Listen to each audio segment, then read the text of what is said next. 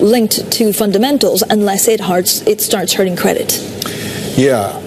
So beneath all of the financial turbulence that's going in the stock market, and more importantly, in my judgment, in the currency, actually, I think the offshore currency today, CNH, actually, overnight interest rates were kind of jacked up to around 13% with the People's Bank of China intervening. So it's kind of stabilized the currency market for a moment. But beneath this financial turbulence, there lurks, in my view, a credit crisis. And I think a lot of us were kind of equivocal for a little while about, maybe they're going to try to, clamp things down, and they took action against local governments and so forth.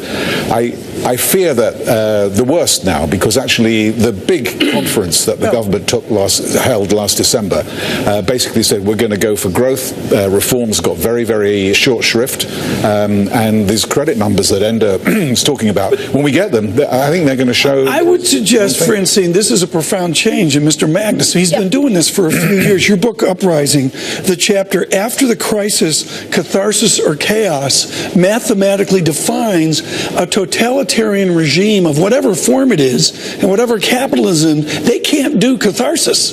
They don't have the market structures to identify price to get to a responsible catharsis. You got to go the other way, as in your book, to chaos. Yeah, I think actually a very profound comment, Tom. It's my only one of the 2 weeks. I'm not just being gratuitous, but it is because actually, a lot of people get very excited about reform, but actually, the reform agenda in many ways that really matter has stalled, and B, incremental reforms do not substitute for changes to the way in which your institutions function and the way in which your economy can respond to those institutional changes. And I think in both of these respects, I think things are looking much bleaker for China going forward. Oswald, do you agree with that? At the same time, we have policy mistakes maybe, and when you look at the circuit breakers from some of the policy makers, but they still have a handle on the situation, which is better than nothing.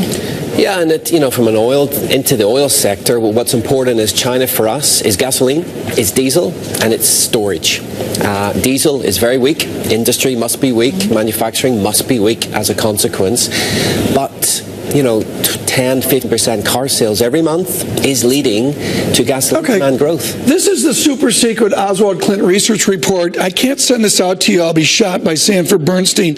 But the idea here of capital intensity, and Oswald, I know you can't see this, but brilliantly over here is that rollover in China intensity and demand. But as you say, they're China. They're still going to move cars and still have demand. That's the thing. I mean, they're consuming 10 million barrels per day of oil, and they're producing 4.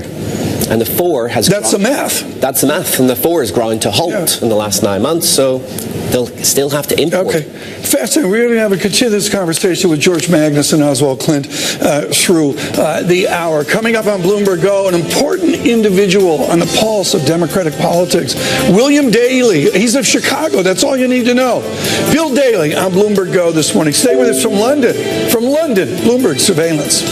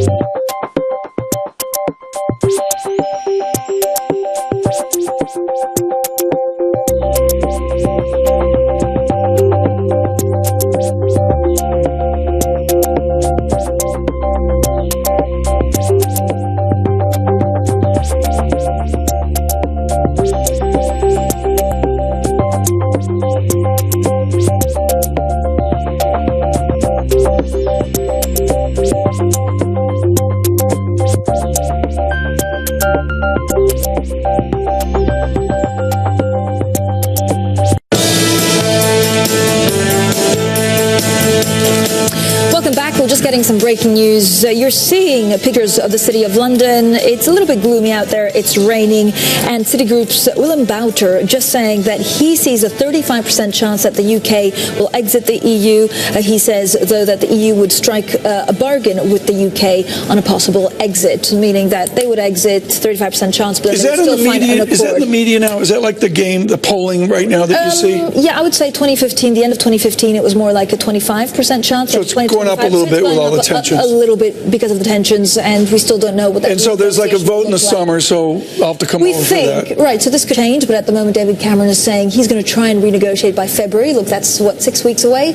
And then a possible vote in the summer. Okay, but Prime Minister Cameron, just please, summertime, third week of July would be perfect. We could all come over and do a Brexit week. All right.